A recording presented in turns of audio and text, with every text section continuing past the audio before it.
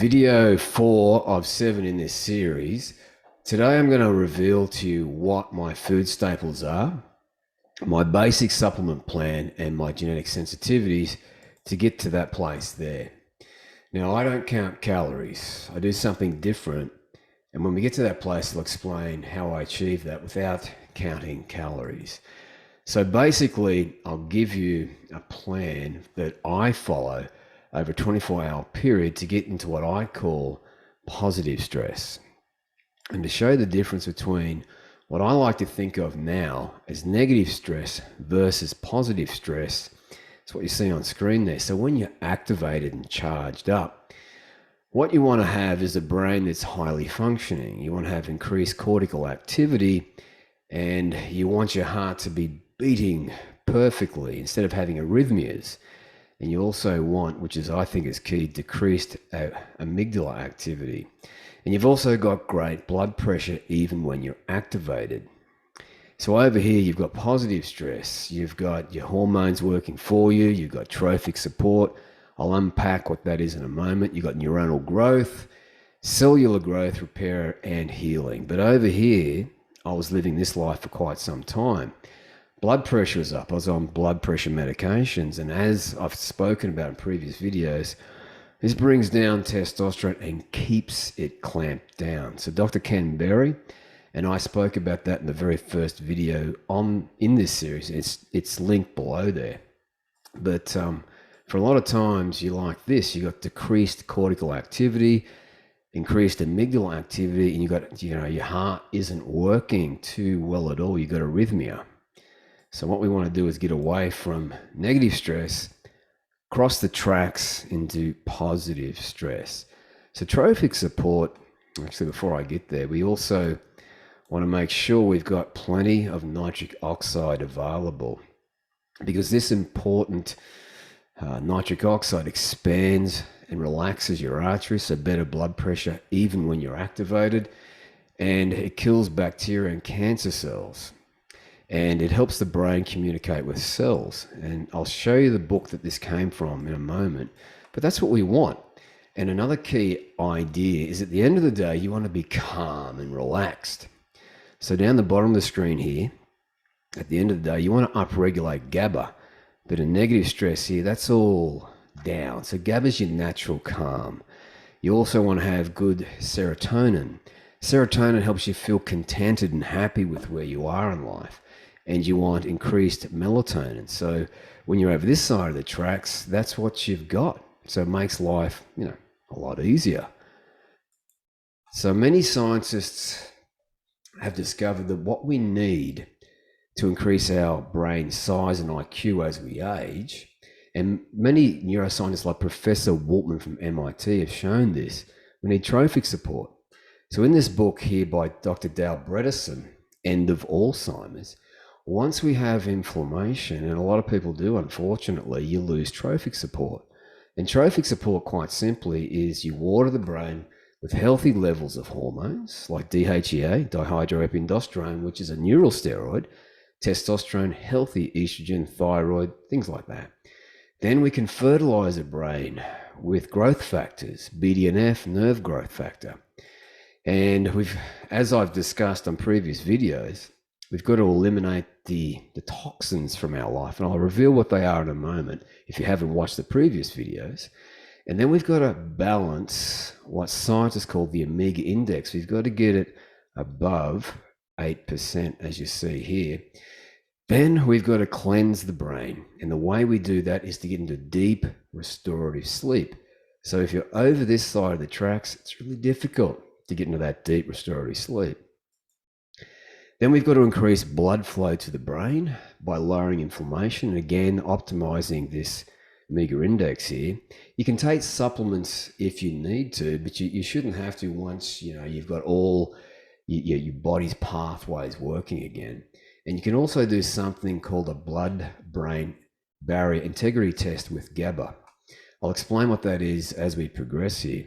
But one thing that's going to absolutely crush us is what Dr. J, my mentor, said to me. This one thing here. And I'll just make sure I've got, there we go.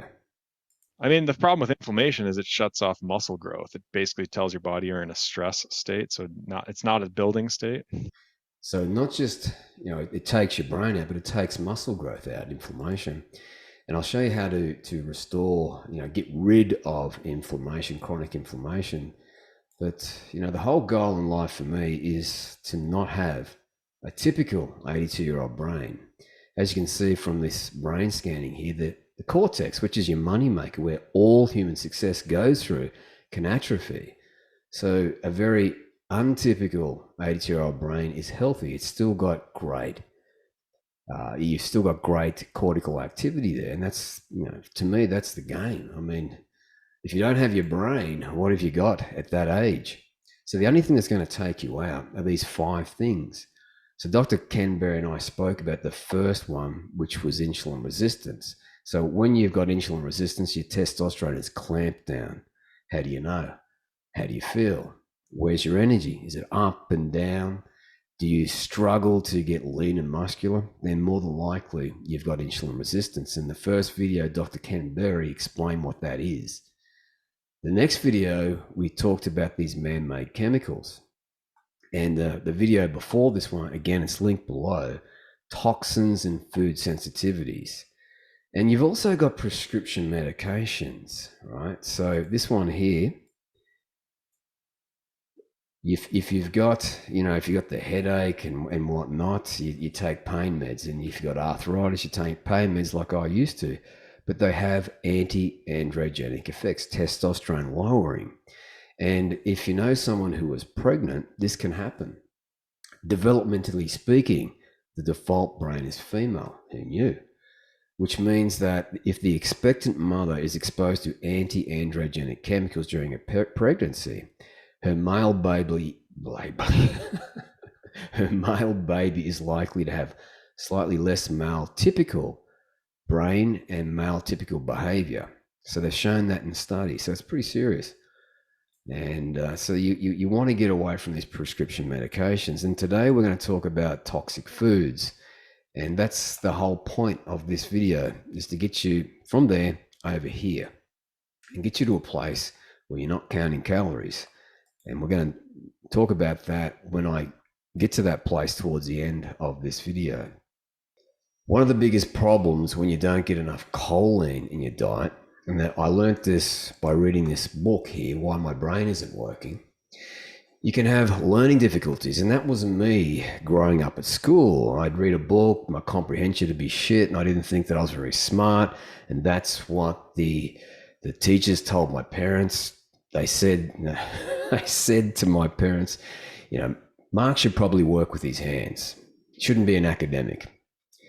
And, that's kind of what I believed for a very long time. But you can also have a fast heart rate, chronic inflammation, emotional instability, poor muscle contraction in the gym, fatty liver, poor nitric oxide production, and insulin resistance.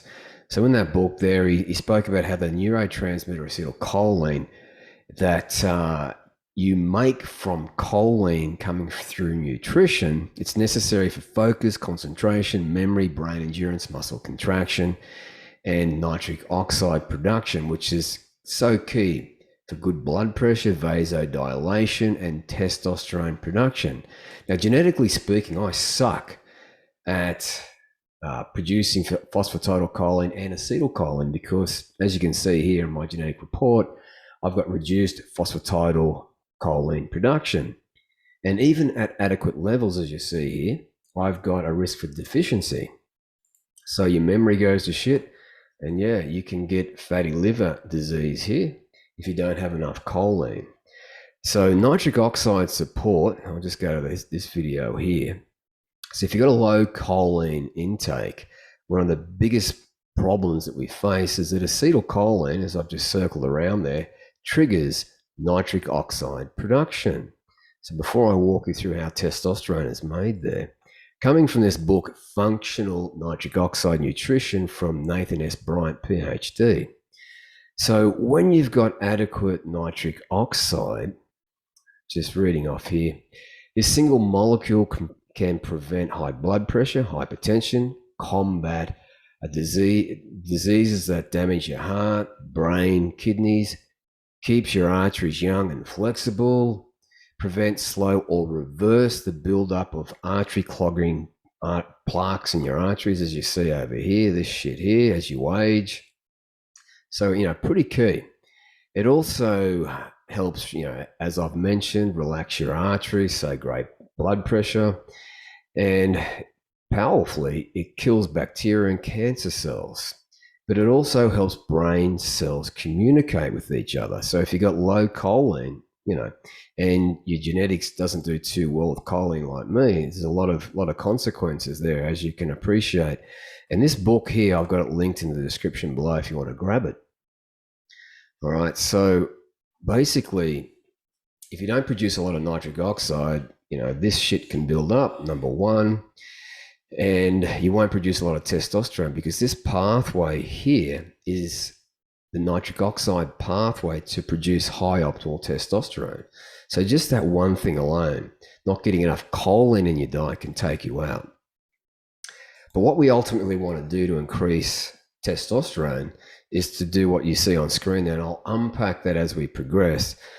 But what we've got to achieve is increased levels of healthy cholesterol to the testes, because cholesterol is a rate-limiting step to make testosterone.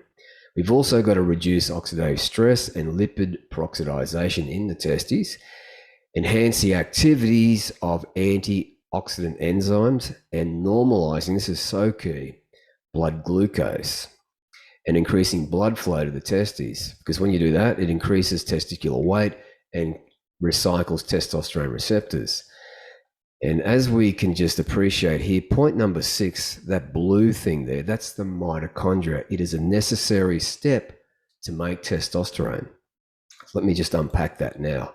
Dr. Frank Schallenberger has said that he estimates that 40% of the population has some form of early onset mitochondrial dysfunction.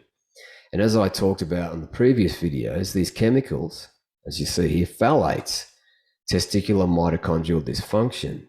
So just 3 big things that the mitochondria do for us. They are a necessary step to create all sex hormones. They produce most of your energy in the form of ATP.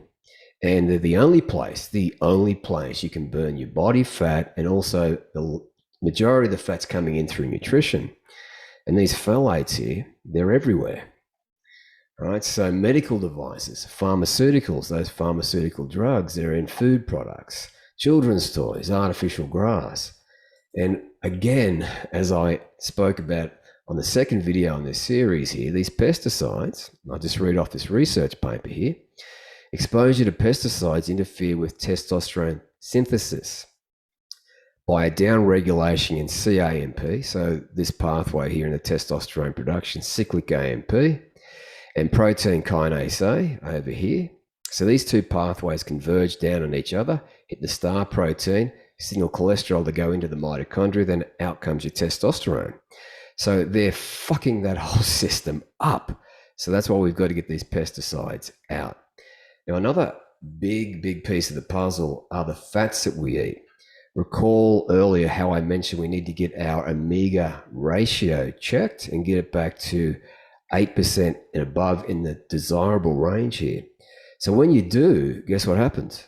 Well, your mitochondria go through a process called mitochondrial biogenesis. You start making brand new, shiny, healthy mitochondria. And, unfortunately, I love fast food, but there's plenty of phthalates in that stuff.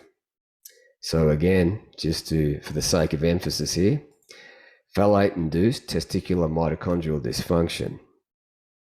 Now, the only thing that's going to screw your mitochondria up is anything that's going to push up cortisol a bit too high, too long, stress and inflammation. Once they become chronic, scientists say that the mitochondria go through a process called fission, resulting in damaged small mitochondria. So the analogy I like to think about is this beat up 4-cylinder engine. But again, when you get the omega index above 8%, the mitochondria by default go through a process called mitochondrial biogenesis. Why would you care about that? We are starting to produce big V8 mitochondria, more sex hormones, burn through your body fat faster, and you're going to have more stable energy. And again, the only things that are going to screw that up are the chemicals, the toxins, prescription medications. And today, we're going to talk about these toxic foods. You've got AGEs, ALEs, aldehydes, damaged fats, pesticides, preservatives, flavors, yada, yada, yada. So the way you burn your body fat, quite simply, is you mobilize it with hormones, the circadian rhythm, and acute stress. Then you transport your body fat into the mitochondria, the only place you can burn body fat. And the only thing that's going to throw a spanner in the works are these inhibitors, the chemicals. If you lack vitamins and minerals, chronic stress, and all of that shit, it's going to largely inhibit that process. And as the science is very clear on now, in about 3 to 4 weeks, you can make a lot of healthy, brand new V8 mitochondria. And today we're also going to be speaking about what fats to eat, because as you can see in this research paper here, this is no joke. If you eat the wrong fats, you have decreased testicular volume, as you can see over here. Right, and this is the omega index. We want to get it above 8%. So fatty acid intake in reproductive hormones and testicular volume size in young, healthy men. So when you eat the right fats, you can expect, you see this increase here, but if you eat the wrong fats, you have a decrease, and that's kind of significant, which leads to hypogonadism, which is quite simply penis, prostate, and testes, they scale down. And this is the bullshit story we're told, right? That as we age, our energy comes down and our testosterone comes down. That's not the case. We just have to do things right. So what we're going to do on the next video is talk about how muscle is made and triggering the process that triggers muscle protein synthesis, as you can see down here, called mTOR, mechanistic target of rapamycin. So again, you know, I'm no one special. I achieved that physique without counting calories. And when we get to that part of the video towards the end, I'll show you exactly the foods that I eat and how I put this all together based on my genetics. We'll also discuss on the next video how much protein and when, based on clinical trials here. But the only caveat that I want to put forth now is that if you've got liver or kidney problems, you know, you're not going to do too well with this. So how can the kidney and liver be injured? Well, these chemicals, these PFOAs, they're pretty toxic. They cause kidney injury. But so does high elevated blood glucose for too long. And you don't feel this happening. So how do you know that it's happening? Where's your energy? Is it up and down? Where's your testosterone? Is it down? What about getting lean and muscular? Is that difficult? Well, you know, we could have a problem there. But as you'll soon see, we can actually repair these organ systems if, as Dr. Ken Berry said on the first video in this series, you haven't left it too late. So Dr. James DiNicolantonio has discovered, and he wrote about this in his book called Win. So you can pick that up, his book called Win. As he says in his book, there's no evidence that a high protein intake is dangerous for the kidneys of healthy people. However, if you've got kidney damage, that can be a problem. But again, you can repair organ systems if you know how, and you haven't left it too late. So with that said, what I want to do now is unpack how we get this right. And if you haven't watched the first or second video on why testosterone is so key, check out those videos. Now, all of this has been timestamped below. So if you want to skip this one about why testosterone is key, you can do that. But if you don't know why testosterone is key for us men, then just pay attention for the next 5 minutes and you'll see that it's not our fault. We were born into this mess and we need to get testosterone above a certain level. And I'll show you what that is shortly. So Dr. Ken Berry, this is the first video where we spoke about insulin resistance. Second and third video, we explored, what's going to drive all that. But just listen to this. So you could be, as I was, living the low energy and testosterone lifestyle, but you don't have to. You can fix this. But just focusing on low testosterone yeah, the classic symptoms are fatigue, no get up and go, no drive, no drive anywhere, no drive at the office, no drive, in the yard or the garden, no drive in the bedroom. Just you don't really care about doing a good job at anything. You just kind of you get by to get along. Weight gain is very common. You're tired all the time, yet you don't really sleep very deeply during the night. Belly fat is a huge. Even if you're not overweight, you're still going to have a little belly pooch. It's very classic. You can start to develop man boobs, which I have a YouTube video. You know that video is That was me. Yeah. 2 million views or something, because having man boobs is so common in the world today that there are over 2 million men who've watched my video on YouTube about it, if not 3. All those things are symptoms of low testosterone. And there's a long list of prescription medications that you might be taking from your doctor, your doctor that you trust, that could actually be plummeting your testosterone levels. I've got a YouTube video about medications that lower. All right. So, you get it. We were born into this mess and we don't have to stay there. We can actually fix this. But if you've left it too long, as Dr. Ken spoke about in that first video, you mightn't be able to fix this. So, you want to be on top of this. Now, another thing that testosterone does is everything you see right here. And Dr. J, when I first spoke to him, I was blown away by the research that he put together on testosterone. And as you can see here in 1990, our testosterone levels were still at a certain level and we were relatively lean. So the percentage of obese adults by body mass index, so pretty lean still. Now, testosterone plummeted from it was about 1987 to 2018. As you can see, we're tired, lazy, and apathetic, exactly what Dr. Ken spoke about there. And I just want to play one video. This is when Dr. Ken and I first started working together, or I first spoke to him. And this is what he said about the system. Then we could work out a solution quite easily to fix this problem. I mean, look at COVID this year. I mean, all these, it's a classic example of exactly what you just explained. Yeah. And there's a subset of the population in the low carb sphere who believe that the government understands everything you and I just said about cholesterol, and that they actually like it for men and women to have a very low testosterone level, because when your T's low, you tend to just roll over and take it, don't you? That's it. Could you imagine trying to govern a population that had optimized testosterone levels, and you were trying to, in some way, force them to do something they didn't want to do, or force them to do something that was just wrong? That would not go well for you if you were the government. All right. So enough said. And, when I spoke to Dr. Amy B. Keelan way back in 2020 there, she said, and I was blown away, like I knew testosterone was key, but one of the things that really woke me up is that she said, when you got low testosterone, we just shouldn't brush it off. And she was talking about doctors.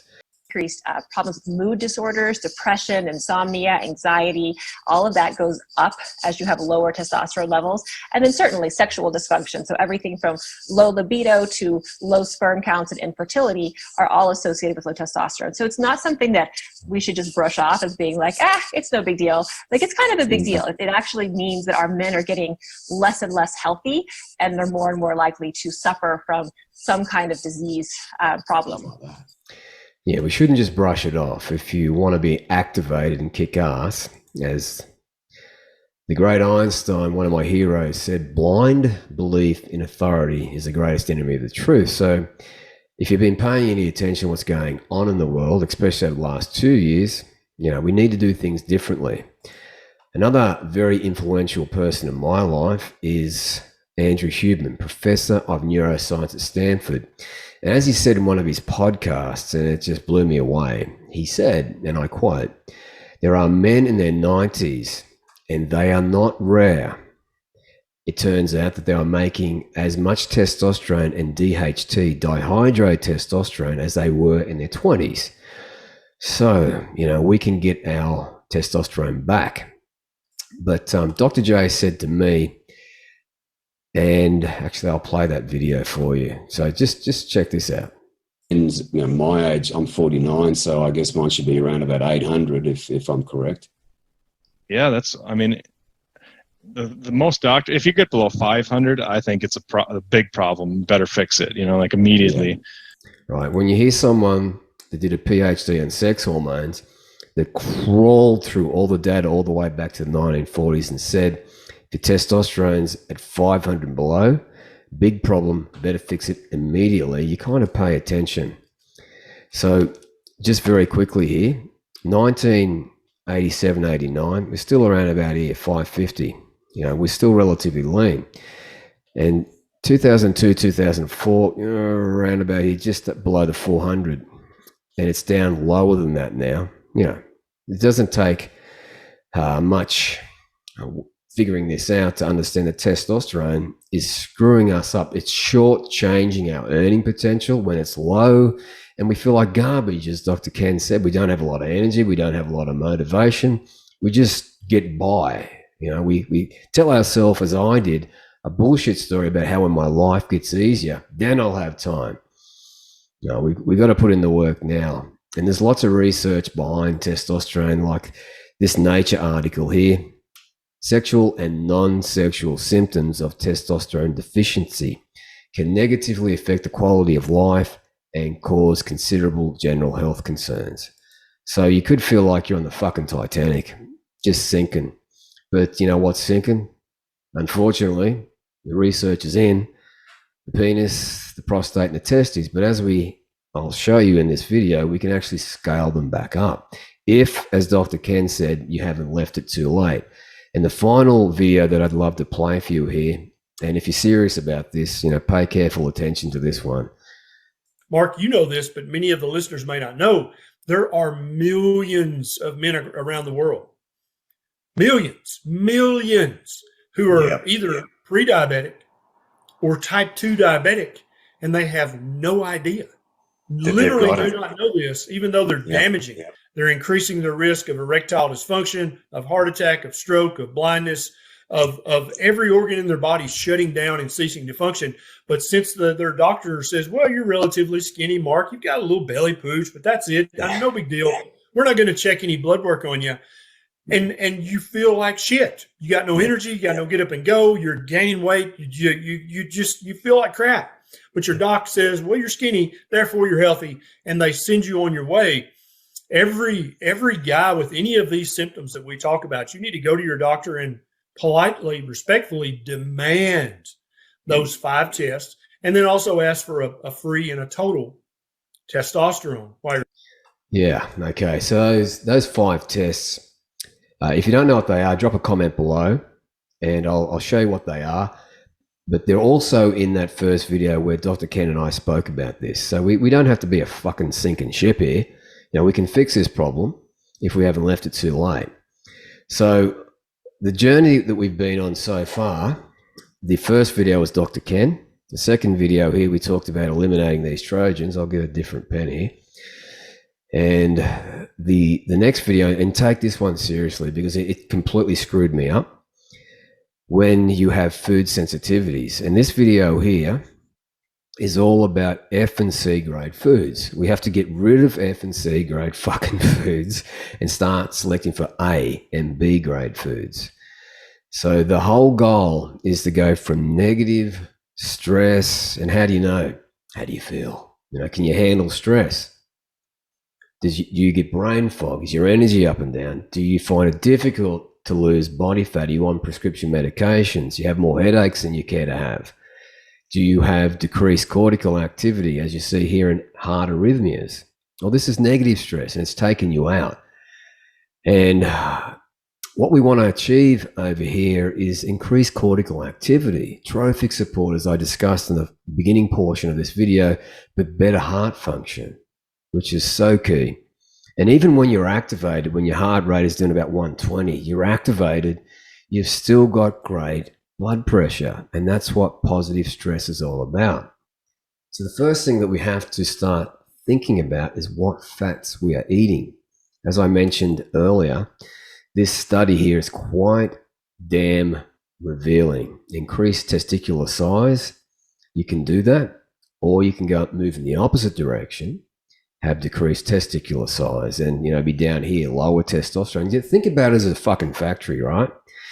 If you've got a factory, it's a certain size, it can produce a certain amount of product. Testosterone can be a product, energy can be a product, all of those things. And if you've got a bigger factory, you can make more product. And that is the same way that the testes work.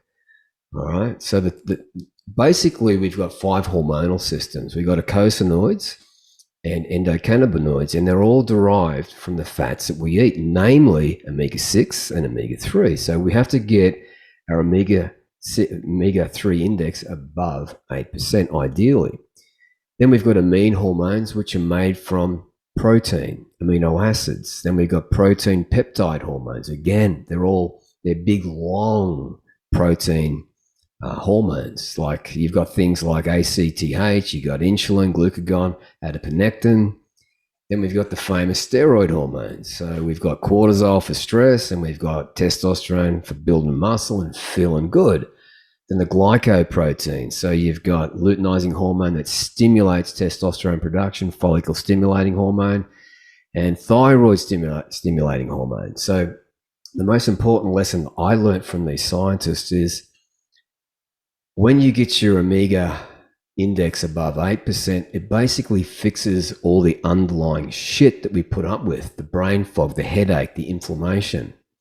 So in a nutshell, every single one of your cells, we've got, I think, 20 trillion of them, every single one. Eye cells, testicle cells, your heart cells, brain cells, all of it, they're protected by this bilayer.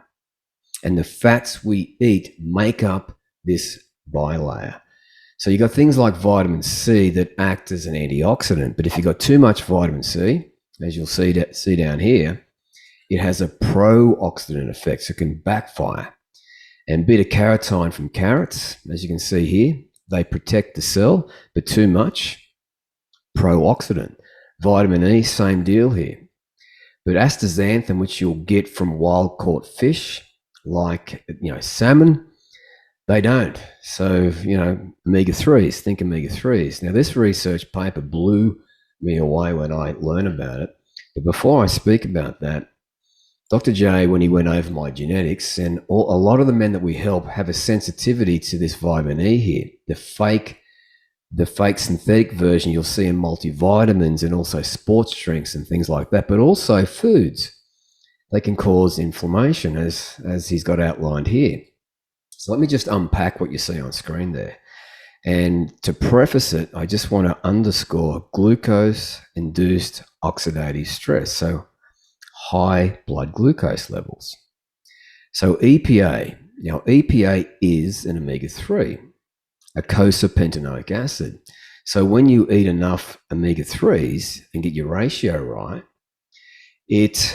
right here, it prevents lipid peroxidization. So EPA, can you see that? It's blocking lipid peroxidization in all of your cells.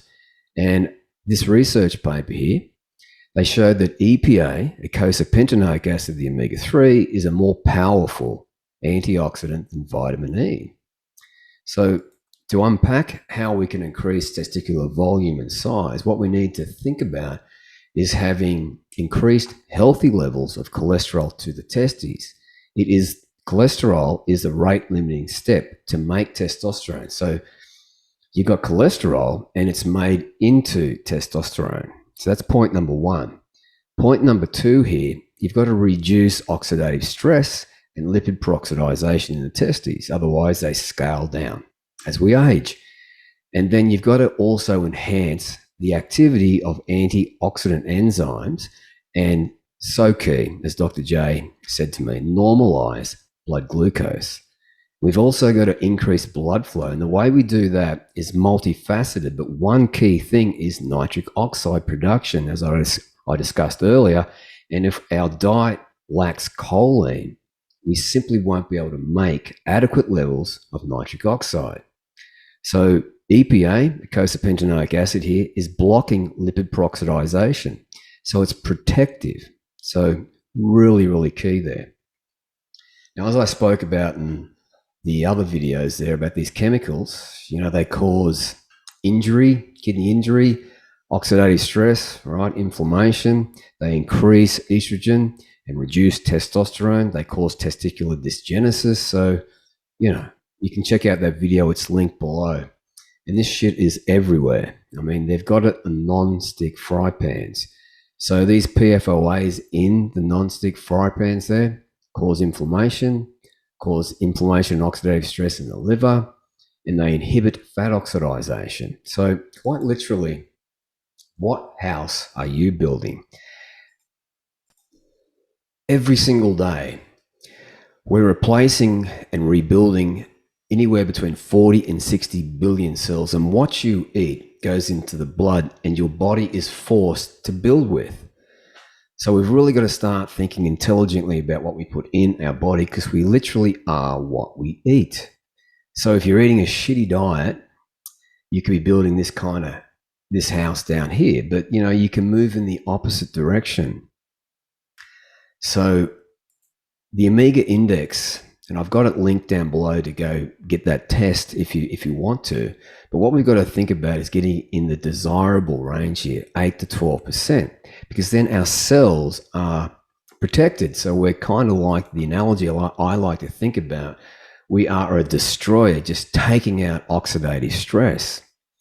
And as you can see here, the omega-3 fatty acid metabolites increase browning of adipose tissue, so your metabolism increases, mitochondrial biogenesis and thermogenesis. Now, here's the problem. If you eat too much omega-6, now I want to be clear, omega-6 isn't the enemy. Our saturation in the Western diet is the enemy. It's just way too much, so it just unbalances these powerful fatty acids. So the arachidonic acid, which is an omega-6, increases white adipose tissue, which is this tissue here, as you see on this gentleman here, and it decreases browning, respectively, so your metabolism slows down. And how we increase antioxidant enzymes, as I've just clicked on this here, right? We've got to increase antioxidant enzymes, and the most powerful one in your body is called glutathione. So if you want to just pause this and have a look at everything that glutathione prevents, so you got neuro and brain diseases, you got autoimmune and cancer, and all these other inflammatory problems that we've got there, cardiovascular, thyroid, and pancreas function. So all glutathione is 3 aminos coming in through protein. So the 3 amino acids are glutamate, cysteine, and glycine. So let's think about this. So you've got to build that, right? So you need workers. Workers, what are they? Vitamins and minerals. So you've got to be eating adequate vitamins and minerals to put glutathione together in the first place. And again, it's just 3 amino acids. So let's just unpack this omega index on screen there. And before I talk about this, I just want to show you that when your omega-6 to 3 ratio is out of whack and it's below that 8%, you've got low-grade inflammation. And just to play this video from my mentor, Dr. Anthony J. I mean, the problem with inflammation is it shuts off muscle growth. It basically tells your body you're in a stress state, so it's not a building state. Right, so that's that negative stress that I was talking about earlier. So you've got low-grade inflammation, changed gene expression, decreased fluidity of the cell membrane. So you're slower. Your thoughts are slower. Your fat burning slower. You got decreased serotonin, right? So there goes your happy brain. But you've got increased cortisol production. Not great. And this research paper here, speaks volumes. Excessive amounts of omega-6. So again, omega-6 isn't the enemy. It's the saturation, just excessive amounts in the Western diet. So on screen again, excessive amounts of omega-6 as found in Western diets promote the pathogenesis of many diseases, including cardiovascular, cancer, inflammatory, and autoimmune diseases. A ratio of 4 to 1 was associated with a 70% decrease in total mortality, 2.5 to 1 reduced cell proliferation in patients with colorectal cancer. Now, this is key. Whereas a 4 to 1 ratio with the same amount of omega-3s had no effect. So we've got to get it back to that desirable range down here.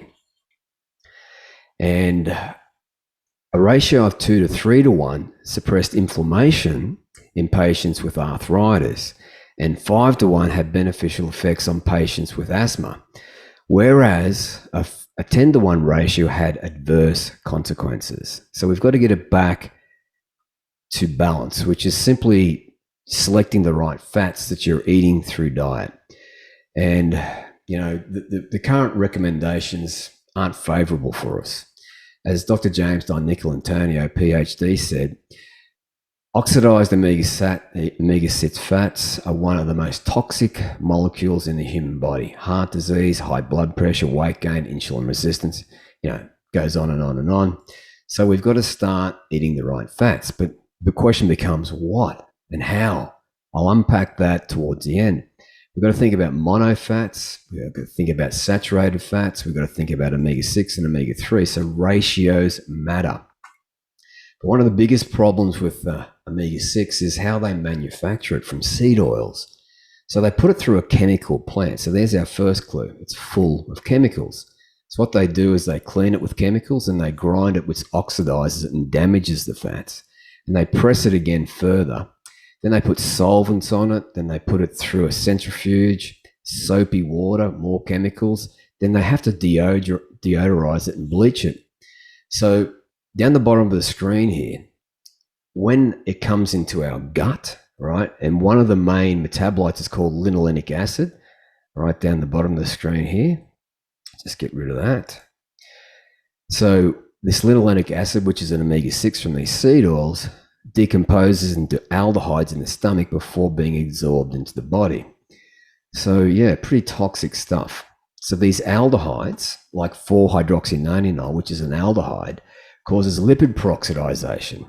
So recall earlier when I said we need to stop lipid peroxidization. All right, these omega-6 fats are driving it from these seed oils. Again, omega-6 isn't the enemy. It's the ratio that's all screwed up. So it also produces cancer, as you can see here. The omega-6 arachidonic acid is a potent cancer fuel at high ratios. The arachidonic acid pathway incorporates all of that shit. And this pathway has been shown to have a major role in the development and progression of a number of cancers, including prostate. So as you can see from Dr. James Di-Nicolantonio, who's written lots of great articles about this, and he's also got it in his books, the omega-3 can be a big problem. Now, one of the biggest causes of hypogonadism, which is quite literally what I spoke about earlier, the testes shrinking down to size. When they shrink, down comes energy and testosterone. Inflammation contributes to the development of hypogonadism. Low T concentrations are strong predictors of frailty, disability, and cardiovascular events. So just a couple of videos here from my mentor, Dr. Anthony J. Then he's got that CRP gene, which again, very sensitive to inflammation, Okay. Yeah. But one of the things that helps with this, besides just eating healthy, sleeping, exercising, testosterone. Testosterone shuts off CRP. Right. So hopefully it's already good, but if a CRP is high, that's like a magic trick to getting it down. Yeah. So CRP is just a blood panel that shows how much inflammation is in your body. So testosterone has a primary anti-inflammatory effect when it's above that 500 level. So that's what Dr. J explained to me. So the whole goal again is to increase healthy levels of cholesterol to the testes, reduce oxidative stress, lipid peroxidization in the testes, but also organs like the kidney and the liver, the brain. And we've got to normalize blood glucose, increase blood glucose, blood flow to the testes. Then we can increase testicular weight and critically recycle testosterone receptors. And as I mentioned, EPA, eicosapentaenoic acid, the omega-3, blocks lipid peroxidization and oxidative stress. and prevents cholesterol domain formation. So yeah. So to get your omega-6 to 3 ratio in the desirable range, it is pretty simple. It just takes time, anywhere from 8 to 16 weeks. Again, your cells are being replaced and renewed 40 to 60 billion a day. So what we put in our body has a profound effect on how we perform in life and how much testosterone we make. So one thing that everything that you see here on screen, 1, 2, 3, 4, and 5, this is what slows down and inhibits testosterone production. I won't go into that today, but on the next video, I'll unpack that. But as you can see from Dr. William Lance, is a PhD, he says that, basically when you've got too much omega-6, as he says down the bottom of the screen here, it causes excessive omega-6 signaling. So asthma, cramps, headaches, everything that we use those pain meds for becomes, it just goes up, and it's just harder to live. You've got brain fog, you've got inflammation. And again, the pain meds, they have anti-androgenic effects, testosterone lowering effects. So yeah. Now this is how it plays into insulin resistance and lowers testosterone. So a high omega-6 fatty acid intake leads to hyperactivity of the endocannabinoid system. And I know this sounds geeky, but just stick with me here. This is key. Whereas omega-3 fatty acid, when you increase your omega-3 fatty acid intake, it leads to homeostasis. So that's what we want. However, when you've got a high amount of omega-6 in your diet, it increases leptin and insulin resistance. Okay. So insulin resistance, less testosterone. And insulin resistance, as this PubMed ID here, so this is published research, shows that when you got increased insulin, increased hunger, heightened perceived pleasantness of sweet taste, and increased food intake. And again, these chemicals, these endocrine disrupting chemicals, produce insulin resistance in and of themselves. And it gets worse, all right? So high omega-6 fatty acid intake, hyperactivity of the endocannabinoid system. So why would you care about that? Well, the endocannabinoid system, when it's activated way too much, selectively enhances sweet taste. So the receptors in the hypothalamus, which is a part of the limbic forebrain, induces appetite and stimulates food intake. Now, one of the worst things that happens when you've got way too much omega-6 in your body, and you can fix this anywhere from 8 to 16 weeks when you start eating the right fats. As you can see here, there's an omega-6 metabolite called AEA, arachidonyl ethanolamine. So just down here, both THC, which is the active form of cannabis, and AEA here, the omega-6 metabolite arachidonyl ethanolamine, repress testosterone secretion. So as a consequence, inhibitory effects of the neuroendocrine axis, which is your whole sex hormone production, sexual behavior, there goes your libido, and sperm quality have been observed. So that's why we need to get it back above the 8%. So the final piece of the puzzle here, what we want to do is get in the desirable range here. So again, arachidonyl ethanolamine, the omega-6, decreases transcription level of the gonadotropin releasing hormone system. So that's your sex hormone production. As a consequence, testicular testosterone levels decrease and estrogen levels increase in direct parallel. So this omega-6 to 3 ratio, just to wrap it all up here, low-grade inflammation, serotonin depletion, more cortisol, and you've also got decreased fluidity of the cell membrane, which lead to this. As I spoke about earlier, you've got decreased testicular volume. So it's quite significant, as you can see here. So in young, healthy men, you got the omega-6, you got the omega-3. We need to get it back to above that 8%. So when we do, the testes pick back up, And instead of going back down here, leading to this shit down here and low testosterone. All right. So, and there is a typical omega-6 report, as you see on screen there. So I remember when I did mine back in 2018, it was way down here. It took me about 12 weeks to get it back up to 8%. It's actually higher than that now. So as you can see, the fats that we eat play a profound effect on it, how we show up in life, our testosterone levels, organ health, health throughout life. And you might be thinking, well, why is this happening? Well, as these scientists and medical doctors, functional medical doctors like Dr. Mark Heyman say here, why are we sick? Well, it's the food. Why do we have this food? It's the food system. Why do we have this food system? Food policies. So that's the current worldwide data on the omega-6. So what we want to do is get it down in the green here and out of this bullshit over there. So that's the current world map.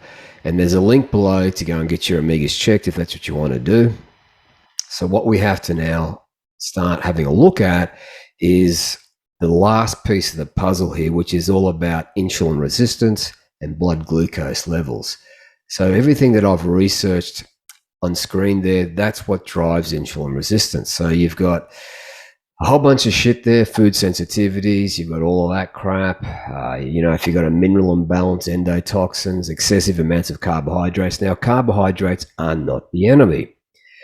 Too much is the enemy. That can drive insulin resistance. But as we now know, high omega-6, leptin, which is your satiety hormones, they just don't kick in. So you always feel hungry. And they also drive insulin resistance. And the chemicals also produce insulin resistance. So they're the easiest thing to fix.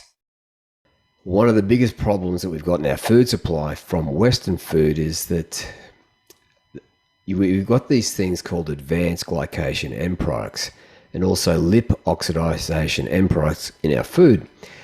And I'll show you where they are shortly, but just to show you the destruction that they cause, they're called AGEs again, atherosclerosis, lipid peroxidization, these AGEs. So lipid peroxidization in the testes and in the organs, destroy them, including the brain. We've also got rheumatoid arthritis, pulmonary disorders like asthma and things like that, endocrine disorders, and that's exactly what we're talking about here. Endocrine disorders are your hormones. But one of the most insidious things that they do is shorten your telomeres, which is advanced aging. And these AGEs, which are in our food supply, they produce 50 times more free radicals. So the second big problem that we've got with elevated blood glucose is that when your blood glucose is elevated too long, they form AGEs.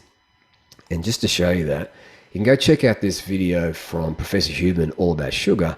But basically, when your blood glucose is elevated too long, it induces oxidative stress and the formation of these AGEs. So as you can see here, oral, that comes from our food supply, oral, but endogenous, which means in our body, when glucose is too high too long, it forms these toxic metabolites.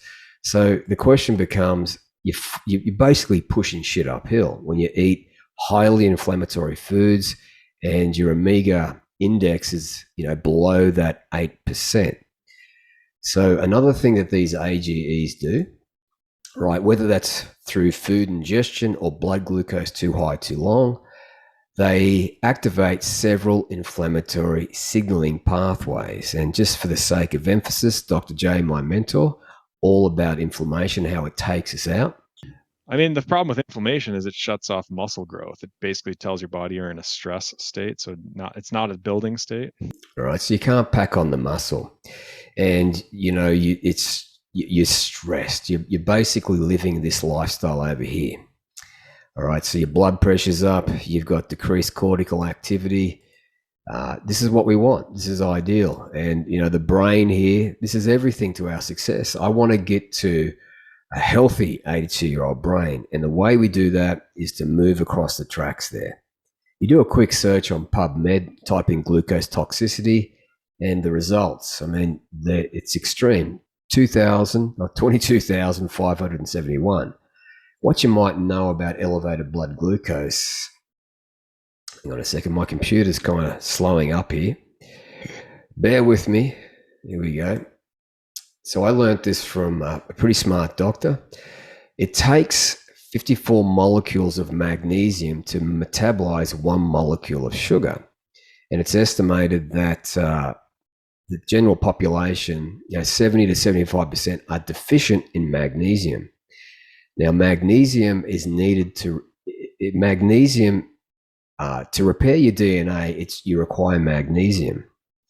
So if you don't repair your DNA, that's not a good thing, it can lead to cancer. And to activate ATP in the mitochondria, you need magnesium. So basically magnesium binds to ATP, releases a phosphate, just like a match, and you create energy. And again, if you've got low magnesium, you don't have a lot of energy, and you need energy to make testosterone. And you also need magnesium to make serotonin for a happy brain. And if you've got low magnesium, you can just see the problem there. So elevated blood glucose, it's just not a good thing. And you go to your supermarket and 90% of it is owned by all of these big companies. And in all of their products, they've got those AGEs. So all boxed foods and all shit like that, it's packed full of these AGEs. So you've got the AGEs, so all of this shit here is packed full of AGEs, but we can make it we can make these AGEs when blood glucose is too high, too long. And just a couple of more final points before I go on to, how I eat. There is ample evidence that AGEs play an important role in skin aging. So you can see down here, you're going to look older faster, all right? But it also causes inflammation, as we know, toughens proteins and joints, so they become stiff and sore. It glycates many proteins that create hormones. It screws up your LDL cholesterol, and it adheres with synaptic connection. More research here. Advanced glycation end products leads to cell apoptosis, which is cell death in the brain. And as you can see here, these advanced glycation end products, whether we're ingesting them or we've got elevated blood glucose, can cause heart disease. So, and one of the biggest problems with it's going to do, that inflammation, I'll bring this to front, bear with me, is that we're going to get to this typical 82-year-old brain. I don't want that. I want to get to that healthy 82-year-old brain. And as the science is very clear on now, we have to have trophic support. And as we know that these AGEs, elevated blood glucose, and carbs aren't the problem. Just too much for too long is the problem. The chemicals and all those other things I've mentioned throughout this video series. What we have to do is get trophic support for the brain. And on the final video, I'm going to show you how to do that. And again, I'm not the expert. I'm just fucking hungry for life. I want to kick ass. I want to have a healthy brain. I want to have a fucking lean muscular body, and I want to be charged up. And this is how I've learned to do it. So one thing that you can do to check to see, how much advanced glycation these AGEs have wreaked havoc on all of your cells, your brain cells, your testicles, all of them, is to get a hemoglobin A1C test. And I should have that test link below about how to go and get that done. But as you can see here, what you want to do is get it into the excellent range. So that means you've got healthy levels of blood glucose, and that's really all that means. When you've got unhealthy levels, it gets pretty nasty. And as you can now appreciate from the science, it's everything that we're doing in the modern world is just leading to this dysfunction. And the final piece of the puzzle here, when we've got, so what we want to do is to be able to repair our heart and our arteries, okay?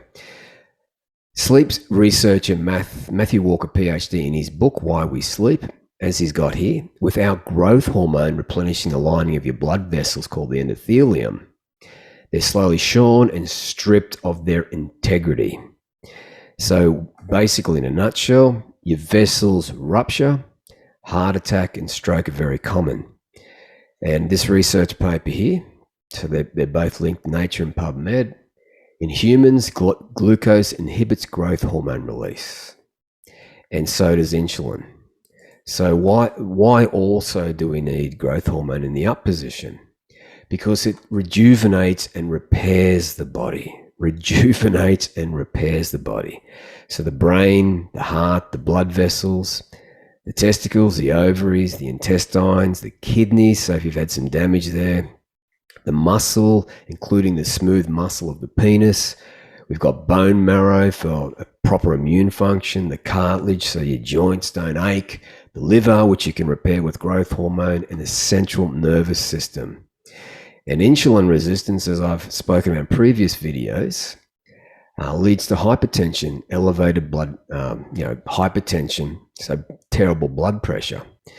So insulin can increase blood pressure by several mechanisms. I won't drive into that. But what does insulin resistance look like? Well, that's me. That was the best that I could do. I was training, I was doing everything right, and I was eating the carbs, and I thought I was doing everything right, and that's the best that I could do. But once you fix the system and optimize everything, you'll get to a place where you just feel good and you're not counting calories. And that's going to be the next piece of the puzzle. So I'm going to show you exactly how I eat, how I put this all together. But what we've got to understand is that testosterone is absolutely key to get to that place, as we now learn. And ideally, what we want to do is move across to positive stress. Even when we're activated, we've got great blood pressure, and we can even bump up testosterone and move away from this negative stress where we've got high blood pressure and we feel like shit. We feel like garbage, and our brain just doesn't work. So our earning potential comes down. We put things off. We worry about what other people think, and it's a fucking mess. And the final video, I'll also show you that mental strength and testosterone, they have a formula, and we can put that together. And very quickly, what you see here is blood levels of cortisol. So when blood levels of cortisol are optimized, you actually stimulate testosterone production. But when they're not, it inhibits testosterone production. And as I revealed, with a high omega-6 to 3 ratio, when it's below that 8%, you've got increased cortisol production and chronic inflammation. So, yeah. So what we're going to do now is segue into 2 more key slides. Then I'll show you exactly how I eat, how I put it all together.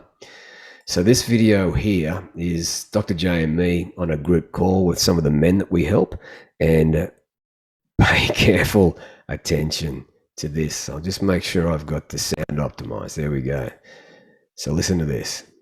Everybody agrees soy at least acts like estrogen, right? And usually when you tell somebody that, and again, that's very well established, that's enough for them to say, well, obviously I don't want a bunch of soy in my system, right? And there's nuance to this, because some people will argue that yes, it acts like estrogen, but it's good for you. And then other people will say, yes, it acts like estrogen, but it's bad for you, right? But the fundamental place to start in the discussion on soy is that it definitely acts like estrogen.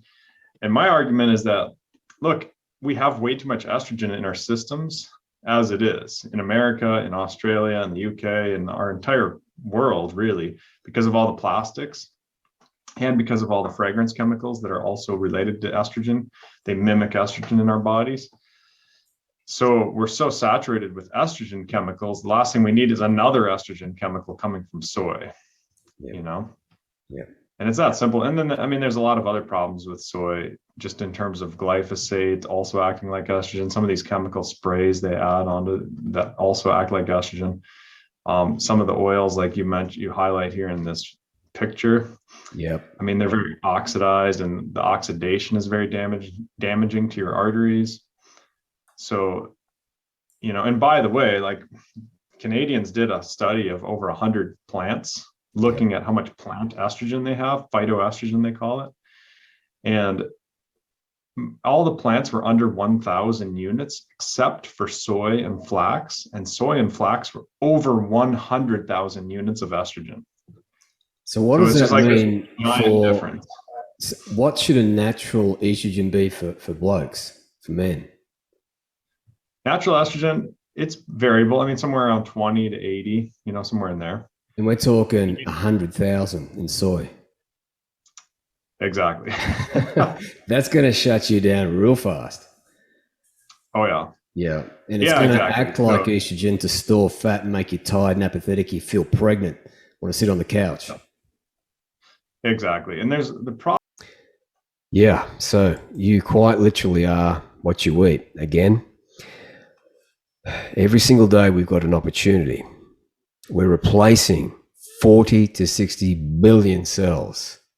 So you're either building a shit house or a fucking penthouse. Pardon my French. Remember, workers put shit together. So we need vitamins and minerals to put shit together, like glutathione. Again, it's just 3 amino acids, glutamine, cysteine, and glycine. And I've talked about this on previous videos in this series that you've got potent estrogenics, as Dr. J has outlined here. They're in rice and bread. They're a primary toxin. You've also got atrazine. You've also got APOs and pesticide formulas. It's a mess. And this research paper here, all fast foods, you've got about 50 up to 58% more estrogen-like endocrine disrupting chemicals. And if your omega-6 to 3 ratio isn't kind of in the desirable range, you're not protected. Your cells just aren't healthy. One final thing, when we look at the science here, I found this very fascinating. In 2017, no healthy concerns for emulsifiers. Now, in 2019, that all changed. These contribute, these emulsifiers, and I'll show you what they are, to increase permeability of the intestinal layer, promote increased translocation of bacteria from the gut into the bloodstream, thus resulting in a state of low-grade inflammation. We know what that does, glucose intolerance, so there goes your energy, and the risk of bloating and irritable bowel syndrome. So potential concerns regarding emulsifiers in Western diets, intestinal damage, stress. And they're in things like yogurt and whatnot. So these emulsifiers act like detergents and they wash away the protective lining of your gut. And again, these AGEs are in our foods. When we've got elevated blood glucose, we don't have growth hormone working for us, rejuvenating the heart, the brain, the testicles, the blood vessels, the ovaries if you're a chick, kidneys, intestines, smooth muscle, the penis, cardiac muscle, the muscles that we want to grow strong, bone marrow, cartilage for, so we don't have joint pain, liver, and central nervous tissue. Now, right there is what you see on screen. Now, we're going to segue into why I eat the way that I eat based on my genetics. All right, so as you can see on screen there, it's a very busy screen, so let me unpack this so you can start piecing this together. Okay, legends, if you've skipped forward to this part of the video, you've missed out on a lot of key insights, but I'm going to try and wrap it together and show you how to get to that place you want to be, which is kind of not this, but this, and without counting calories. And again, as I spoke about throughout this video, we want to go from negative stress over to positive stress. So cellular growth, repair, and healing, and also much greater cortical activity. All right, so let's just go back up here. So this is my genetics, and I classify myself as having pretty garbage genetics. And we're going to get to what I eat very soon, but we have to look through the lens of my genetics to understand how and why I eat like this. Because if we just go haphazardly at this, more than likely, and you won't like hearing this, it could backfire on you. Okay, so here's my shitty genetics, basically. Carbohydrate intolerant. So does that mean I don't eat carbohydrates? Certainly not. I eat them every single day. I just eat appropriate amounts for me. So my blood glucose is ideal. And as far as food allergies goes, and you got it, the video on food allergies is below this, so go check that out. If you don't take food allergies seriously, especially if you don't have great genetics, again, your testosterone and your energy will suffer. And the older you get, the worse it becomes. And I've got a higher than average food additive and preservative sensitivity. Now over here, I just about fail a minus D with saturated fats. So that's significant. And as far as the B vitamin status goes, again, I'm poor. And this is why I classify myself as having garbage genetics. So I need a lot more vitamins and minerals coming into my body to keep the testosterone pathway turning, antioxidant pathway turning, energy pathways turning. And as far as choline goes, and if you watch the beginning of this video, you'd understand why we need choline. Because if you don't have choline, you won't be able to produce nitric oxide to boost testosterone through the roof. All right, so when Dr. J went over my genetics, it turns out that I've got 3 of these FTO genes up here. Fat transfer obesity genes, obesity genes. I've got a 2.76-fold increase for the risk of obesity when I have too much saturated fat. So as you can see, I've got to do things a little bit differently. Now, on the previous video, I explained what my mentor, Dr. J, said about genetics. And Dr. J is a genetic expert. He's been doing genetics for about 12 years. So he kind of unpacked it like this. 2 important key points. First, you got people with elite genetics, and these legends, they just kick ass in life. They'll get to 80, 90, 100, and they're just full of energy and still got optimal sex hormone production. That ain't me. Then you got people with great genetics. I guess, Olympians, people like Tony Robbins, Gary Vee. They just seem to fucking charge at life. Again, that's not me. Then you got people with average genetics. And, the bullshit story that the system tells us is that when we get to 30 or 40, the testosterone and energy comes down. Now, if you saw that piece with Professor Huberman, and I'll quote what he said on one of his podcasts, he said that there's men in their 90s with as high a testosterone and DHT, dihydrotestosterone, as they had in their 90s. And this isn't rare. So we're being denied. Now, I consider myself garbage, and the previous slide really opened up that can of worms.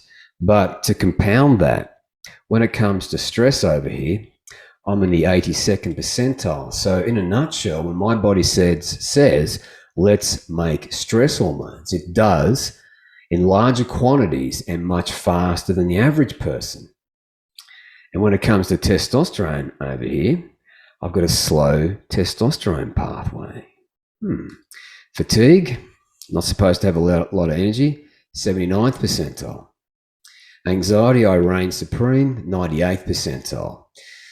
So the second key piece that Dr. J explained to me, we've got these things on our genes. They're called SNPs, SNPs, single nucleotide polymorphism. So here's the amazing and key piece. Some of them work fast, some of them work average, and some of them work slow.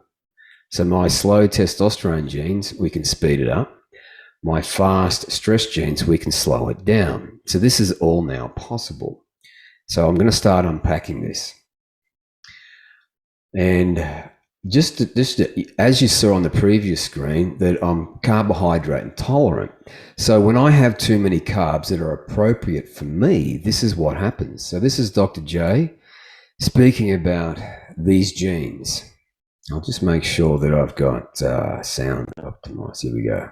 What's more common with this gene is if you get inflammation, your blood sugar goes up more than other people. Right.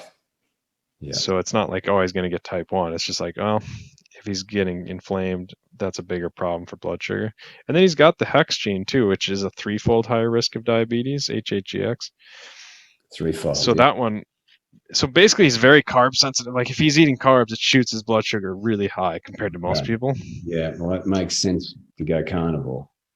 Yeah. So I do like high fat carnivore. High fat And carb. he described it as keto carnivore. I love it. I think he really nailed it. He just crushed it. He figured that out on his own, apparently. Yeah. And that's exactly what I would recommend. All right. So I can't do high fat carnivore, right? Because you saw my genetics here. I don't do well on a high fat plan. So when I first started in 2018, I was on keto and I was doing okay, but I started doing a whole lot better as I dropped the fat and increased something else. So as you can see, it's not one fucking size fits all, as mainstream would have you believe. We're all unique and we require different things for our body to thrive at a deep hormonal level. As we saw on previous screens, what is key for testosterone production, for energy production, and for your liver to be able to detox in a very efficient and fast way? What we have to follow is basically the way we increase testicular weight and volume. So we've got to increase healthy levels of cholesterol into the testes, and I will explain how we achieve that soon in a couple of slides from here. So that's thing number one. Thing number two is we've got to reduce oxidative stress. The chemicals, all of that other shit that I revealed to you, and high blood glucose for too long will create that, and will also create lipid peroxidization in the testes, but also in the brain, the heart, the eyes, everywhere, all organ systems. Then what we've got to do is normalize the blood glucose, clearly. So we've got to eat appropriate amounts of carbohydrates that suit us. And there's only one way you can figure that out, is that's to check a couple of blood markers, and I'll explain what we do later. That will be explained on the final video. And then we've got to increase blood flow to the testes, and nitric oxide is one key thing, but there's a lot of things that we can do, even supplements, to increase blood flow and vasodilation. So again, as you can see here, when you are charged and fired up, your heart should have great vasodilation in positive stress. So your brain works. You've got cortical, you've got increased activity in the prefrontal cortex and reduced activity in the amygdala. And it's really simple to figure out how, if this is working for you. So when you're charged up and under pressure, how do you perform?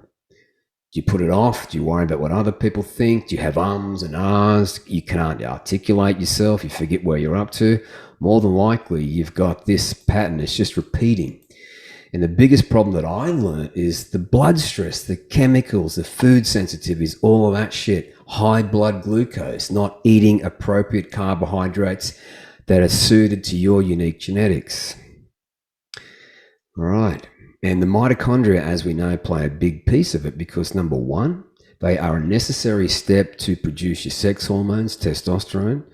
And number two, they produce most of the energy through ATP. And number three, they're the only place you burn your body fat, and also the fat coming in through nutrition, namely long-chain fats, monos, polys, and long-chain saturated fats. The short and medium chains, they go through a different process.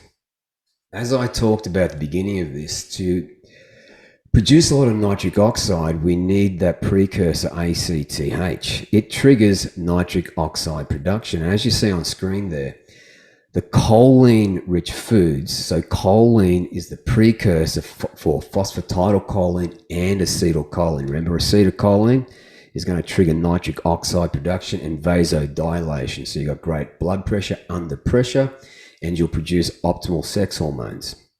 So as you can see here, they're not really in plants. Why do you think that it could be potentially lacking in plants? Well, if we think about this logically, we need acetylcholine because we're a life form, and our central nervous system and our brain, our liver, requires a lot of it. But plants, they don't have a central nervous system. They don't have a liver. They don't need to create bile. So a lot of the bile production is phosphatidylcholine. So they don't need a lot.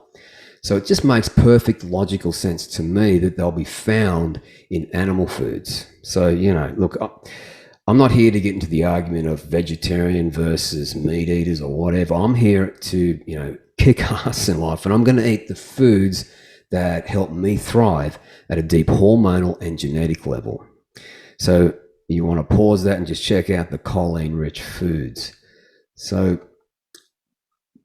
just down a little bit further, I've got a lot of slides on this one here. So as you can see here, choline produces phosphatidylcholine, and it's the major part of the bile. So when you create bile to digest your food, you need a lot of phosphatidylcholine. So plants don't need a lot of choline or acetylcholine. So they've got no brain, they've got no muscles, they've got no central nervous system. They don't need bile to digest fat. They don't need to export fat out of the liver, which is an extremely important part of the choline pathway. They don't need to switch off the stress response. So when you shut off the stress response and go into what they call rest and digest, acetylcholine is a neurotransmitter that switches on rest and digest. And you don't need it to make nitric oxide. That makes testosterone and also relaxes the blood vessels. Remember, when you're charged up, you've got beautiful blood pressure. So the metabolism stays in the cortex. You can articulate your thoughts. You can remember everything. And as you can see down here, excretion of drugs and toxins, which is key, right? Absolutely key. Neutralizes acids, emulsifies the fats that we're eating, electrolytes, bilirubin, cholesterol, bile salts. So it is absolutely key that we get enough phosphatidylcholine. And remember that it can screw up your memory and fatty liver disease. Okay, so if you want to grab that book, the link is below. It speaks all about this in a chapter on why my brain isn't working. But you can have a problem with all of these.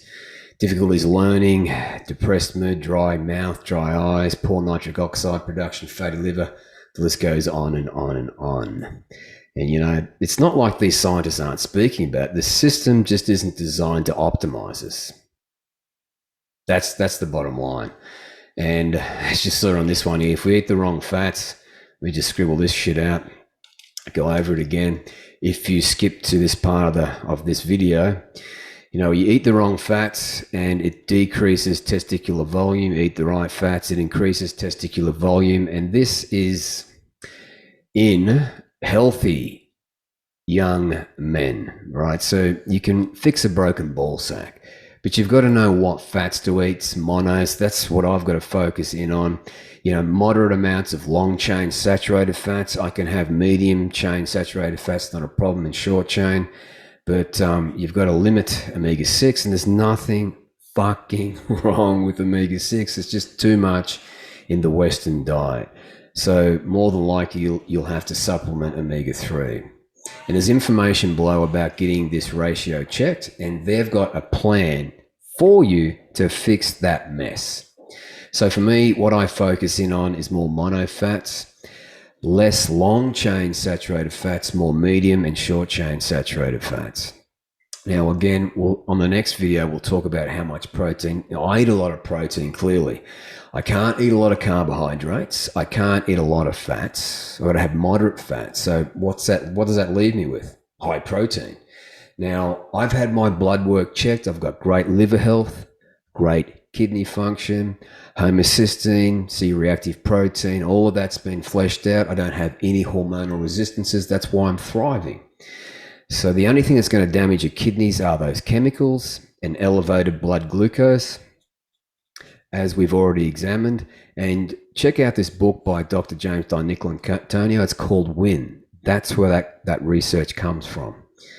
All right. And just don't forget that these chemicals, right, kidney damage, but they also cause fibrosis, which you can't recover from, oxidative stress and inflammation, and they increase estrogen and crush our fucking testosterone. Testicular dysgenesis, obesity, asthma, allergies, cancers, inhibits fat oxidation, and they can last in your body for decades. And then we've got these other chemicals like phthalates. They're absolutely everywhere. And, the research is in on these pesticides. So eat organic wherever possible. That's what I certainly do, because these pesticides here, as we can see here, I'll just quote what they say, and I'll walk you through how testosterone is made briefly, and we'll go into detail on the next video. Exposure to pesticides interfere with testosterone synthesis, downregulation of CAMP over here, CAMP in this pathway, and also protein kinase I and protein kinase G. So these two pathways converge down to each other to trigger this star protein to take healthy levels of cholesterol. I'll explain what that is in a moment, as I was taught, and exports it into the mitochondria. The only place you can, you need healthy mitochondria to make high optimal testosterone. They're the only place you can burn your body fat and long chain fats coming in through diet. It exports the cholesterol out as pregnenolone. It goes through these enzymes, progesterone, another enzyme, androstenediol, another enzyme, testosterone, and there you are, voila. And these pathways here you can speed up when you know how. And again, the overview, all we have to do, and we think about the testes as an organ, just like the heart, the brain, the kidneys, the liver, all the organs. And if we think about in that vector, and we mimic what this research says, healthy levels of cholesterol, we reduce oxidative stress, lipid peroxidization, we enhance the activity of the antioxidant enzymes, and I explained how to do that, and it should be linked in the timeline below, probably halfway through this video. And absolutely key, as Dr. J keeps telling me, blood glucose needs to be optimal. Then we need to increase blood flow to the testes and the organs. The brain is an organ, the heart, the kidneys, the liver. We've got to increase blood flow. And the only way to do that is to be in that positive stress. Remember, negative stress, vasoconstriction, blood pressure up. Then you can increase testicular weight, volume, and recycle testosterone receptors. More research on the omega-3s here. Fish oil, higher semen volume, total sperm count, larger testicular size, higher calculated free testosterone.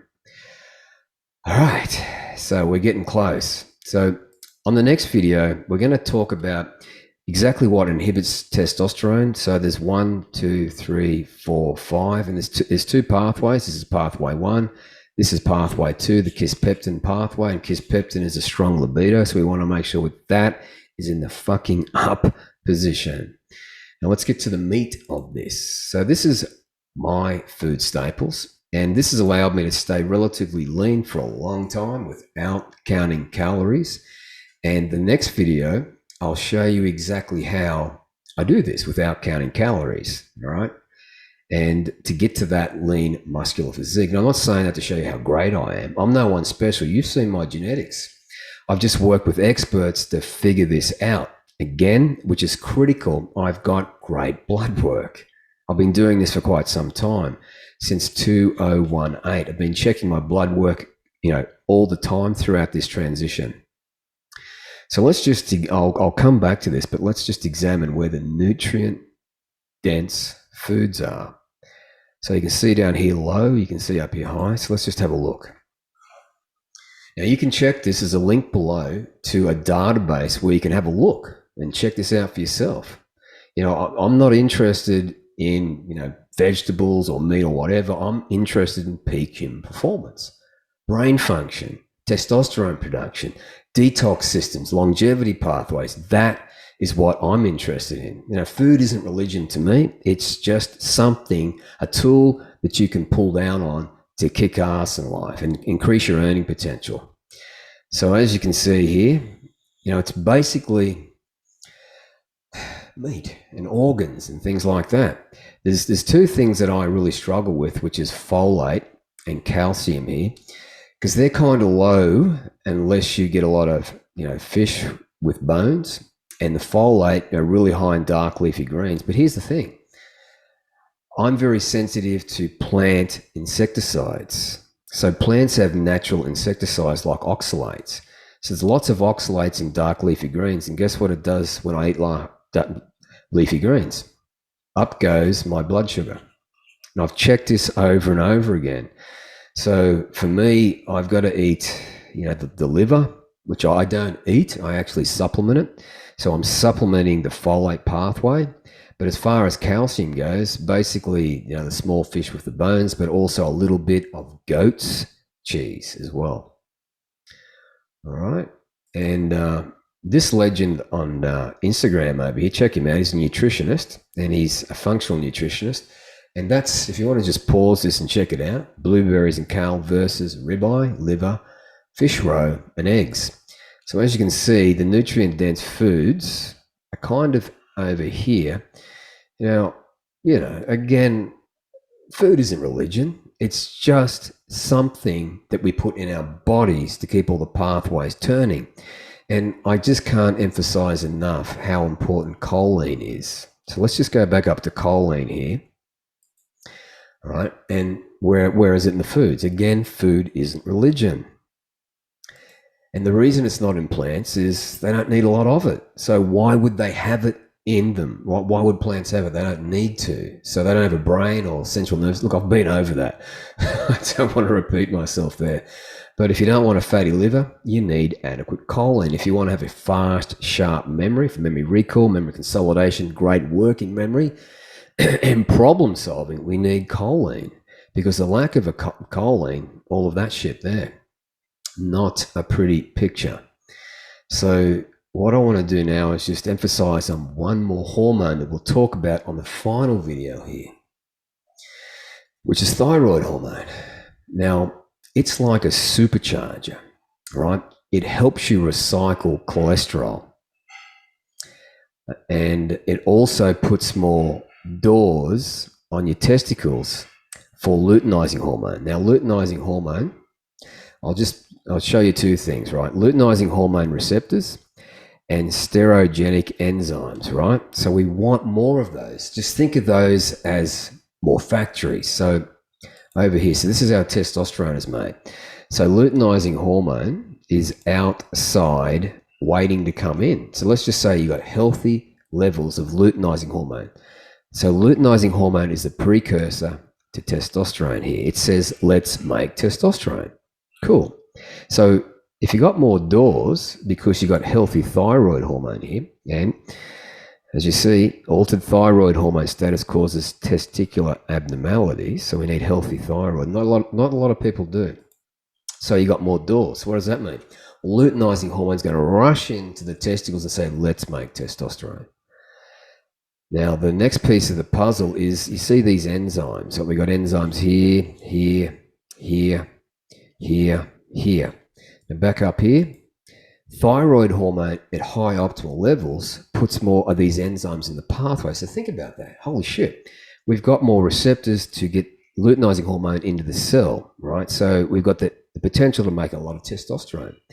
Now, if you've got a lot of thyroid hormone, right, and you should have, if you don't have the chemicals and pesticides and you've got nutrients in there to keep all the pathways turning, you're going to put more enzymes in the pathway. So more enzymes, more testosterone. It's simply, just think of it like a factory, right? If you've got a bigger factory, you can make more product, testosterone. But if you've got a smaller factory, you make less testosterone, right? So that's really how simple it is. And on the next video, we'll go into more detail about that. Now, one of the biggest problems that I've learned from Dr. James over here is that ever since, I think it was the 1940s, or actually 1936, from what he said, the big agriculture came along and started to spray all the soil with synthetic fertilizers, and it's depleted key nutrients from the soil by up to 76%. Now, copper is an important piece of the puzzle because it upregulates antioxidant enzymes inside the mitochondria called superoxide dismutase.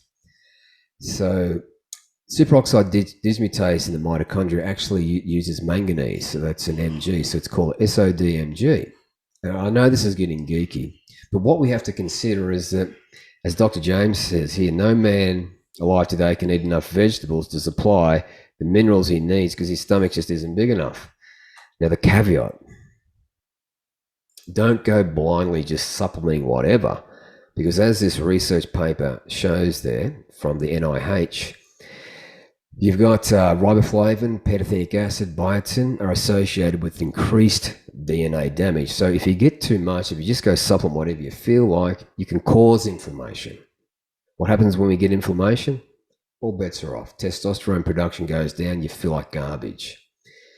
And again, if you've got kidney damage because of the chemicals or blood glucose up too high too long, big problem, because it's going to drive insulin resistance. And when you've got insulin resistance, which means you've got too much glucose, it inhibits growth hormone release, and also insulin levels inhibit growth hormone release. And as Matthew Walker, PhD, neuroscientist, says, without growth hormone replenishing the lining of your blood vessels called the endothelium here, your blood vessels will rupture. Heart attack and stroke are very common.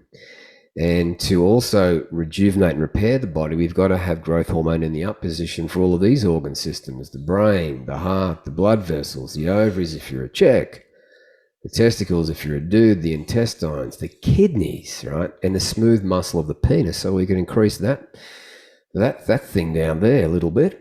And the bone marrow the bone marrow produces white blood cells. They're like little Pac-Men. What do? Eat viruses and bacteria. So growth hormone is helping with that. Cartilage, so your bones don't, your joints don't ache. And again, the liver, repair the liver and the central nervous system. So what I'm going to do now is walk you through that. So this is how I structure my day. Okay, let me walk you through it, and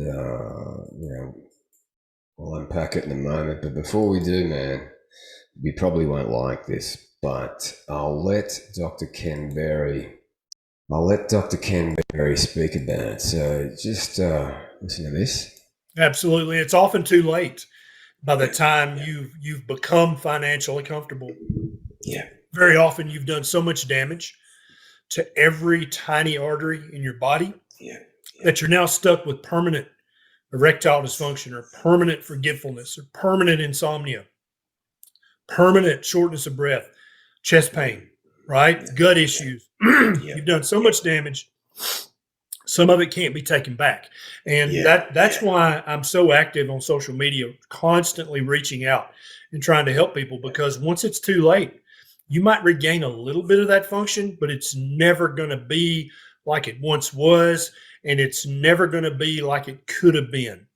And that's very sad if you think about it, that somebody's basically handicapped for the rest of their life, physically or mentally or emotionally, because of bad dietary decisions that they made for the first few decades of their life that they didn't realize were bad decisions because they had never been trained properly.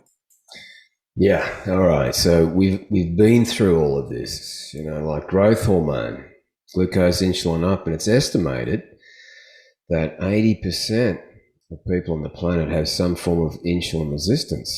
So as we know with insulin resistance, and it's in the timestamps there, it causes your blood pressure to go up. It can cause your blood pressure to go up. So one thing that I didn't unpack, and I've just triggered my brain to remember to do this. You know how I was talking about that we needed healthy levels of cholesterol to the testes, to increase testicular size, as it says here, right? Healthy levels of cholesterol. One way that we can really help that along is thyroid hormone here, right? So thyroid hormone, what it does is it increases the number of LDL receptors on the liver to recycle cholesterol. So you've got a much healthier cholesterol, right? And that is key. So if your thyroid's down, your cholesterol is going to stay in the system longer. It's going to get damaged. It's not going to work properly. One great way to identify if that's you is when you get your blood test done for testosterone and also free testosterone. Check out your thyroid. Your luteinizing hormone, LH, right? And if it's up high, one of two things is happening: your thyroid's not working too well, or you've got some testicular damage there that you need growth hormone to repair. So, it can be a bit of a mess out there. So let me walk you through what I eat. Now, again, the caveat is, I'm carbohydrate intolerant, so I get about 80 to 120 grams of carbs a day. That's about all I can tolerate. Over that, I'm shit out of luck. My blood glucose is up too high. it forms those toxic AGEs, and testosterone comes down, become insulin resistant. And I can't eat a lot of fat, especially long chain saturated fats. So what's left? For me, genetically, what's left? Protein, that's it. And another important thing is that I don't do well with natural plant insecticides. So, it doesn't I love vegetables and fruit and shit, right? But my genetics doesn't like it. It just doesn't deal with a lot of these natural plant insecticides.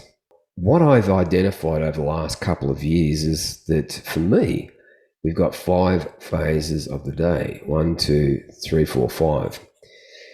So phase 1, we've really got to set up, and we might unpack this in the final video, phase 2, phase 3.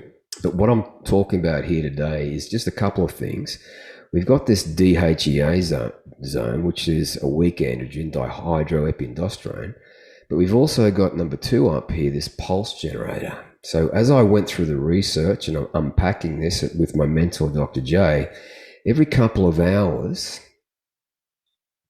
this pulse generator in our head does a system check to see if it can squirt testosterone into the system. If you're at energy maintenance or above, if you don't have shit in your blood, you've got pristine, clean blood, number 2. Number 3, you've got optimal workers, vitamins and minerals, then you're going to squirt testosterone in the system every couple of hours. And you can even use your mindset to push up testosterone. And another thing, phase 5 here, the first 4 hours of deep restorative sleep, you can make up to 60 to 70% of your testosterone. But if you do things right, you're at maintenance or above, then maybe you don't need to make as much testosterone. So your body is set free to do more housekeeping jobs while you sleep, like to sharpen up the brain, long-term potentiation, things like that. But let's not get ahead of ourselves. Now, one thing genetically, I suck at getting lean. I've got 3 FTO genes, and I spoke about that earlier. So I've got to engage in autophagy. So what autophagy is just simply fasting. I do basically an 18-6, so fast for 18 hours and eat for 6 hours. I do that 5 days a week. Then on the weekends, it's more like a 12. Okay, so I flip things up on the weekend. And one of the main reasons I do that is when you fast, growth hormone goes up. Why do we want growth hormone up? Well, I haven't spoken about it, but it also potently stimulates the release of free fatty acid from your fat cells. So I'm burning through my body fat. But it also works alongside testosterone to stimulate muscle protein synthesis, right? So it's doing a lot of heavy lifting there. So that's another reason. But when we fast, another hormone goes up called adiponectin, and it's a really powerful one too for fat loss. And it also helps the liver with insulin sensitivity, adiponectin. So you can check that one out. So let's just put this together. So basically, at 2 p.m. here is when I have my first meal during the Monday through to Friday, and my last meal is at 6:30. So it's around about 18-6. So that's me. That's what I've got to do. And based on my genetics, I can't have a lot of vegetable. That's just what I've been dealt with. I can't have a lot of fat or saturated fat, so I've got to have moderate fat. And I can't have a lot of carbohydrates, so I'm left with protein. So let's just have a look at that. So here's a typical meal number 1. I've already gone through this with another client. So as you can see, typical meal number 1 there, I've got a little bit of veg. A little bit of veg. There's 5 egg yolks there, packed full of choline. This meat's got choline in it, so you can see I'm getting adequate choline there. And the pork there, from memory, 40 to 50% of pork fat is mono. So, the pork is pretty good for me. And, another meal down here, number 2, in meal number 1, over here, I've got a bit of avocado, a little bit of good fat, mono's in there. Then I've got a bit more celery there. And celery works pretty well for me. Then I've actually got 4 eggs there. I've got some mussels here now, crustaceans, absolutely packed, nutrient dense foods, and a couple of rissoles there, right? Then over here, meal number 2 and meal number 3 is when I introduce carbohydrates. And again, I get, anywhere from 80 to 120. And here, down the bottom here, there's a bit of rice pudding. So I'll either have that meal 3 or meal 2 with a little bit of banana there. And here's another meal 2 up here. You can see that I've got the wild caught salmon with fish bones in it for the calcium. Some more goat's cheese here for the calcium. I've got some more eggs. I've got a rissole. I've got a bit of beetroot. And that works really well for me. Then meal 3 over here, I'm actually dialing down the protein a little bit. So you can see meal number 1, I've got a lot more protein, and as I progress down the meals, there's smaller amounts of protein, but I'm still getting a lot of protein there. So I've got a bit of rice there, some beans, a little bit of veg, some carrots there, and I actually had 3 of those, but I ate one before I put it down. So they're just chicken legs. I've got a bit of mashed potato there and a little bit of veg, and that's it. It's nothing sexy or anything like that. So back up here to show you my food staples. So basically, in a nutshell, if I don't get a lot of eggs, I'll supplement choline, because as you saw in my genetics, I've got very diminished capacity for choline, so I need more than the average person. And I supplement omega-3, high quality fish oil too. You don't want to get the cheap shit. Dr. Rhonda Patrick, she's a person I listen to about fish supplementation, so you can check her out. And because I can't get a lot of folate is in liver, and I don't really eat liver, and folate's also in leafy greens, and leafy greens don't do well with me. I've got to always supplement folate. So that's why I supplement folate there. And genetically here, I need about 10,000 UI vitamin D a day. Now, vitamin D is absolutely key. And I always supplement minerals and vitamin C there. So white rice, potatoes most days, and I cook them a certain way to reduce the lectins. Then pineapple, sometimes watermelon, banana. I better not write all over this. You might want to pause this. And the fats, avocado, macadamias. Carrots, beans is what I get most days, with a bit of celery. I can't eat leafy greens genetically, so I've got to supplement the folate there. Meat, lamb, pork, chicken, and I always go for dark. I don't go for chicken breast. It's kind of nutrient poor. The darker the meat, the more nutrients it's got. And eggs every day. Then I'll also have some chicken heart twice a week. It's got a lot of CoQ10 in it, really great for heart health. Then fish with bones, and I also supplement liver capsules. All right, so that's it. And on the next couple of videos, I'll talk about protein requirements and start, putting it all together. And if you like these videos, join in the conversation below, and like and share this if it's not a dumb idea to help me out here and try and get more people to check out these videos. And we'll also talk about sex hormone binding globulin in the next video and why we need to get that ideal. And we'll also be talking about not counting calories. And as you can see in this research paper here, when you're in energy restriction, significant decreases in testosterone, and it's all independent. It's all related to leptin and insulin signaling. And, just basically I want to be an elite machine. So I want to make sure that when I'm getting lean and muscular, testosterone is in the up position. So training is key, all of that's key. So yeah, men and ladies, if you're watching, you might want to shoot this to your man if you're actually a chick watching this stuff. But if you can help me by just liking and sharing and joining the conversation below, that'd be super helpful. If that's not a dumb idea, I'd really appreciate that. And that's really it. I mean, based on my genetics, that's how I eat, and that's why I thrive. And not one size fits all, as you can see. We're all different. We're all uniquely different. I've worked with a lot of guys and looked over a lot of men's genetics, over 100, and I can tell you we're all different. And when you know how to eat to your genetics, you can thrive at a deep hormonal level, and you can pack on the muscle, you can feel good, you can be charged up. And that is, you're not going to like hearing this, but if you haven't left it too late, hopefully you haven't. So the systems advice didn't work for me. If you've got elite genetics, maybe it does. If you've got good genetics, maybe it does. But it doesn't work for me. That mightn't work for you. And that's the damn point. That's the point. So if you want to just kick ass in life, have that body, we have to do things differently. All right. There it is. My name is Mark Iron, and I'm fucking hungry for life. I want to charge. I want to build a legacy, and I want to have fun along the way. And we push our hormones in the up direction, the ones that make us feel great. Then life becomes a lot fucking easier.